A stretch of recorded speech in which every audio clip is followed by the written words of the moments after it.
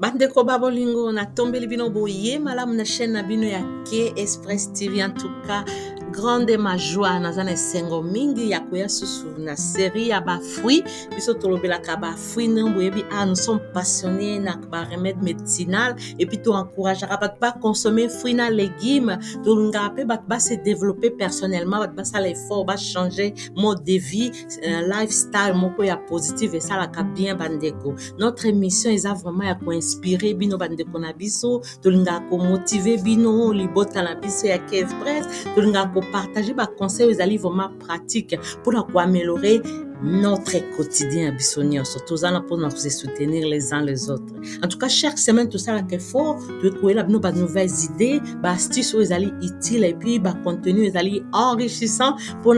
accompagner bino na parcours oyo. Ensemble tolingi tout ça la mikona bisonio so ya vie une opportunité à grandir et à réussir. Moi je suis votre présentatrice Blanche Kibundi Kazola, naza créatrice à ba contenu, naza na pour soutenir la communauté congolaise. Ensemble vraiment tout grandir, tout kola, tout ça la makamami nene na nguya ya papa Nzambe. Vraiment merci beaucoup na biska bozali en tout cas na lobina bino. Bonjour, salut la famille, j'espère que vous allez bien. Lo saku la bande kolabso ngala abari rafiki na bande kaba Swahili kiambo teze no za zingi ba Kongo nyonso tata Nzambe kalu sakumna tata Nzambe kalu keba. En tout cas moyo wenu na bande kwa baluba bisika bozali en tout cas na lobi shalom shalom kimia ya Nzambe omo kile pesa kate vraiment et régner bisika bozali bo communiquer joie bo communiquer kimia tout autour na bino en tout cas ko sa bino bolamu bande kona ngai elokele ki kimia ezate na kati na kimia makambo bila malamu esalamaka so kimia ezate en tout cas nyonso eza perturbé. Léo toujours ben natina la fruit ya anana nazana esengonde na yaka olobela ba bloka ba fruit na sala ba découverte na sala ba recherche pona yeba biloko tozali ko consommer to yeba kate za ba bloko naturel ou ememaka vraiment ba biloko malamu ememaka vraiment ba biloko positif na banjoto na biso tozali ko se rendre compte te. Léo na yeko présenter bino anana originairement par là euti na Amérique du Sud na ba pays Amérique du Sud ebimisi anana eza na pays ya Brésil, Paraguay na Argentine. 3 pays en Afrique, Amérique du Sud, place anana et banda. A peu peuple on attend ba ko consommer anana tant ba découvrir que anana ba benga ki on la combo ananas. Il doit ko signifier excellent fruit. Pour na bango en tout cas ba linga ki fruit na makasi et puis malem be fruit na anana ezaki répandu na Amérique du Sud mobimba et kotaxi na Amérique centrale et puis et panzana ki malamu ezaki vraiment alimentation moko ya malamu pour na culture na bango ba ko consommer ngo mikolonio. Et puis na kotambola ba explorateur européen de na lomo mindele balinga kotambola ba tamboli tambo ba keti na Amérique du Sud kuna ba ke ko découvrir pe anana ezaki ya moko explorateur to ba ke pe makasi na kombo ya Christophe Colomb. En tout cas papa na tambola mingi viona tambola ka mingi aza vraiment international to tanga na ba classe ma kenda pe njoka yepa kenda pe sukuna na Amérique du Sud ake ko découvrir anana tanga moni anana sepeli makasa moni pe fi kitoko aende ko kitisango na Europe. Vraiment balinga ki ngo pona guna ngo ezaki malamu wana akiteka na Europe à partir ba 1493 akiteka na Europe kuna et puis bande ko panzala ke na na Espagne ke na na mboka la bona Portugal a panja na Europe mobimba. En tout cas Europe vraiment balinga ki ngo pona saveur na ngo ezaki malamu et puis na apparence na ngo ezaki unique. En tout cas ya tiraki ba européen vers 16e siècle on zo mona ke ba espagnol na ba portugais ba kotisa ki ngo na Afrique et puis ba memi yango na Inde ba koti yango na Asie ya sud-est et puis comment ki fruit mo penela ki cultivé dans le monde entier. Si le lope toujours mon que anana ils a répandu partout, pesa ko symboliser l'hospitalité na chaleur na ba mboka na ba culture ya ba tebele na monde entier. Anana ils a ki fruit moko malamu très délicieux yango lo monike ba to ba sepela lango facilement. Bongo sikoyo ba avantage ni eza na kat na anana. Vraiment anana eza na multiple vertus na ba avantage ya malamu ya koleka bandeko. Yango na za ko conseiller na mutu nyonso en tout cas soko za mutoliaka ba fruit te vraiment na bondelio banda kolia anana parti ya lelo poka ka nana wana eko éviter ba maladie to mona bat mi babela kami chaque semaine mo mutazana mo grippe azana mo maladie mo azana mo kosu mais soko consomaka anana tous les jours eko éviter ba maladie de konangai pour anana ezali riche en nutriments anana la kakeza une excellente source ya vitamine C ya manganèse ya fibre vitamine C otomona na kat na anana de konanga soko zo lia anana tous les jours eko soutenir système immunitaire no makasi pe manganèse o eza kat na anana de konanga yango dezo ko contribuer pour na santé osseuse na yo soko linga miku ano eza makasi liaka anana mikolo nyonso yango na pe ko produire ba énergie o muno koma na énergie na nzoto ko fonctionner malamu o banda ko lembate kaka nana bande ko za ko favoriser la digestion o komona ko ke éviter ba constipation tant ozoli yango tous les jours. Pe eza la matière eza na kati na nana na kombo ya bromelaine wana ezali enzyme o ezali naturel eza ko faciliter digestion na nzoto na mutu et puis ezali ko produit comment on dit protéine eza na kati na nana à partir ya bromelaine matière eza na kati na nana yango eza ko favoriser digestion pe eza na kati na ba protéine o eza ko bima à partir ya matière wana. Vraiment anana kaka eza ko réduire ba ballonnement na libumwa mutu pe eza ko améliorer absorption ya ba nutriments to consommer anana tous les jours et renforcer vraiment système immunitaire ande na lobaki pour vitamine C eza ebele na kati eza pe antioxydant makasi vraiment ezo sunga mingi to consommer ngo po ezo lutter vraiment contre ba infection pende na lobaki ba maladie presque nyonso anana ezo combattre ngo kaka anana bande kuza ko favoriser une peau saine soko linga posono ezala malamu ndeko consomaka anana tous les jours comme fruit okosa yango pe jus moko po ezala bien tango osala yango jus moko ko bakisa sucre te o tusomba na ba magasin mimi ba bakisa quantité ya sucre yango les a recommandé sala anana yo moko comme jus o tie sucre te consommer yango façon consommer banana eza belé na kolakisa bino na se émission mais nazo kodina ko pesa bino ba avantage ya nana et puis na kolobela ba désavantage puis soko consommer yango na quantité ezali très excessif vraiment eza malamu pour na poso saine na yo soko lingi poso no ezala malamu eza ko éviter pe ba acné eza malamu ko consommer anana tango ozo tambola moi ebele tango consomaka anana et ko permettre poso na o ebe bateza toujours malamu tango ozo deal na ba pollution tango ozo consommer anana et ko permettre poso na o ezala toujours malamu eza ko favoriser également production ya ba collagène ba matière o e protégeaka poso ya nzoto ya mutu et ko aider poso na o ezala ferme et ko aider poso na o ezala toujours jeune o nunate ozala toujours ko look malamu ozala jeune kaka partie ya anana so consomaka nana en tout cas posono ekozala jeune okonuna te ekosala okonuna noki te okozala toujours no poso kitoko ekosala yo malamu kaka anana la bandeko langa eza na propriété anti-inflammatoire. La bromelaine oza ko contenir na kati na anana yango ande memaka ba effet ezali anti-inflammatoire eza vraiment ko produire eza ko sala de sorte que ba inflammation na nzoto na biso ezala te et éviter biso ba makambo ebele na nzoto na bosa na yepe même chose na problème ba acné na poso na yo e ko aider pe ba acné wana eza malamu ezala bato mususu ba utaka na ba ka ba opération tango uti na opération na mona tango mususu oza na pota opération ezo sala o ba pasi ebele mais soko zo mela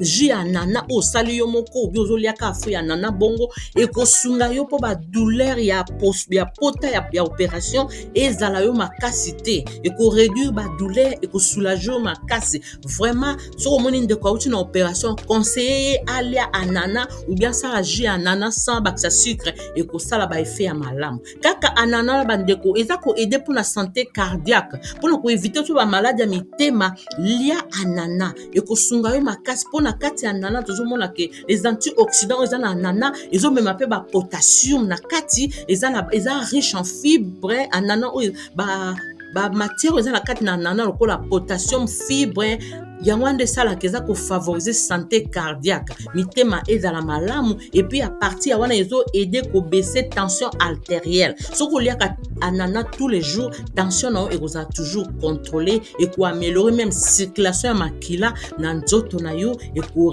réduire vraiment en grande quantité risque ya maladie cardiovasculaire. Yango wana eza recommandé consommer ananas tous les jours. Eza peka ko favoriser la gestion du poids. So za ko luka ko éviter poids na nzoto, liaka ananas tous les jours. Po ba matière eza kat na ananas ezali riche en eau, en maille. Donc maille eza be na kat na ananas. Yango moni maille wana tango zo kota na nzoto zo bima pe ezo sala ete nzoto na yo ezo gérer ba poids na kat na nzoto na yo. Mayo eza na kat na nana wana eza faible en calories mais eza riche na mai yango ezo sala ke eko gérer penda ba poids ya nzoto na yo malamu. Eza malamu to consommer anana mikolo nyonso. Eza na sucre naturel, so ozo consommer ko baksa sucre ya mindele te, consommer en carbone nde eza na sucre yango naturel yango nde ko sala ke ba énergie na nzoto ezala, eza ko éviter makambo ebele ezo sala yo bolamu ebele to consommer anana. Kaka anana la eza ko réduire pe risque ya maladie o babengi cancer. Batumi tokomona cancer comme quoi envahir bato ebele mais consomaka anana na yo tous les jours. Omona ki risque ya cancer ekozala réduit pour effet ya anana wana ya fruit wana eza na ba effet eza vraiment très médicinal ekosunga yo même cancer ekokota na nzoto na ote tango consomaka anana na yo tous les jours. Yango toza ko recommander bandeko bo consommer anana eza ko améliorer même santé oculaire na nzoto na moto. Pona kat na anana de tolobaki eza na vitamine C, eza pe na vitamine A. Vitamine A ezali malamu et eza na kat na anana ezo permettre une vision saine. Muto amona kamalamu. Tozo mona musu pe mona âge poussani azo mona sou malamu te mais soko liaka anana tous les jours même vision na ekozala vraiment améliorer. Ba problème oculaire na ekolongwa obando mona malamu eko gérer penda situation ya misu ya mutu ata soki âge zo poussa na ba vision comme na problème mais à partir ya nana okope ko améliorer vision na yo. Kaka nana bandeko na ngai ezali ko boost énergie naturelle. So oza na besoin ba énergie, oza na ba faiblesse ebele, tam so ute pe na maladie oza convalescent, melaka ji ya nana, liaka fruit ya nana ekopesa yo ba énergie na nzoto oza nango besoin. Po anana la pe kareza pe na vitamine B pe lokola. Tolobaki vitamine C, vitamine A eza pe na vitamine B bandeko na nga. Vitamine B yango ndezo pesa énergie rapide. Eza malamu pona ko pesa mutu makasi na nzoto toza nango besoin ata so oza malade te mela anana pour prévenir yon ba maladie. So outi pe na maladie oza na pota opération mela anana et ko empêcher ba douleur ya pota opération na tango zo combiner na ba pour ba kisi no ya douleur et ko sunga yo malamu. Bon suko ba effet néfaste ya anana ezali nini? Ba effet néfaste ezali d'une manière générale anana esungaka mais za ba musu ba mela ba kisi belé ba za plein ba problème ba gastro en tout cas so mela ba kisi belé za plein problème gastro tout nana monganga na yo avant au consommer anana mais en tout cas anana ndenge za fruit moko très médicinal ou consommer un peu d'une manière exagérée te consommer d'une manière modérée tous les jours yonde ekosunga yo makasi pour au moins ba effet ya bien mais ce que vous consommer d'une manière exagérée au moins ba réaction allergique eko komela yo ou comme appelle la réaction allergique eko sunga yo te au moins peu comme ba irritation ya bouche eko komela yo mundono comme na mo bangai moko ba picotement ba sensation ya brûlure ba sensation mo ya malamu te même na langue na yo na lolemo na yo na ba lèvres na yo même na mabundu na ba joue na yo soki o exagérer quantité yango la modération eza malamu po sunga yo et puis chaque fois soki o lait anana oza obligé o rincer munoko na yo rincer bouche na soko lait anana pour ko éviter ba irritation ba po mususu o komela yo soki o tikika bongo rincer ka munoko no soko lait anana yango nde ezali recommandé pour mona ba effet ya mabete ya anana. Kaka anana la bande kolanga eza na ba acide ebele na kati yango na soko consommer d'une manière excessive et ko sala yo mabe ko mona okoma na ba brûlure na estomac na yo eza malamu te melango d'une manière modérée pour ba acide wana eza ebele. okozwa pe pomme ya minu soko ozoliango ni banière excessive ekoki pe kobebisa basanté ya minu na yo yango wana faut komodere toujours ekosunga yo malamu mais soko omodere na yo kaka nanana eyedaka même bagencive na so monoko na biso ezala malamu soko osaleli yango di manière modérée tosalela yango di manière modérée mpo eza kaka mpe na cadre ya médicament mpe eza anana mpe jouaka role ya médicament mpe ozoconsommer yango tous les jours yango wana faut komodere eza lokola okomi komela kisi en excès so ozolia yango mpe di manière excessive eza bafruit mais econtribuaka makasi ndenge esalama naturellement mpo ebikisa mpe basituation ebele oyo tozala nango na nzoto vraiment faut koevite quantité exagérée mpo ekoki komemela mpe mwa estomac libumu mpe ekoki kosala yo mpasi okoki mpe kosanza so omeli yango di manière exagérée donc faut koevite toujours koconsommer di manière excessive mpo ozala na problème te yango wana kaka na koko oloba bino na mokolo na lelo bandeko na nga nazokokonseye bino vraiment boliaka anana mikolo nyonso so oza na problème ya santé te omelaka bakisi ebele te so omelaka bakisi ebele toujours faut koréduire quantité mpe okoki kotuna monganga na yo mpona korécapitule bandeko na ngai nayi naloba kaka ete anana eza na bienfait ebele eza na baeffet positif ebele yango wana toza korekomande bino tozorekomande bino yango mpona nini mpo toyebi ke anana ezolite contre bamaladi ebele ezopermettre motu abelaka bela te eza na bavitamine ebele na kati eza na baminéraux ebele na kati tokonsome yango vraiment anana eza malamu tokonsome yango mpo esala biso bolamu ekoevite biso meme eza meme koréduire risque ya cancer na nzoto na biso eza kosunga biso mingi mpo ezali kofavoriser même digestion ya malamu eza korenforcer système immunitaire na biso ezofavoriser une peau saine eza na bapropriété anti-inflammatoire anana eza bien mpo eza na ememaka santé cardiaque ya malamu mitema na biso fonctionner bien ezogérer bapoids na biso eza koréduire barisque ya cancer nde nalobaki en tout cas eza koaméliorer santé oculaire na biso vraiment anana eza malamu mpona koevite to bapoma ya misu eza kobooste énergie na nzoto tokonsome anana tomodere façon mpe ya kokonsome en tout cas bisika bozali na pamboli bino nzambe apambola bino tokokutana prochainement que Dieu vous bénisse que Dieu bénisse que Express TV en tout cas à plus au revoir.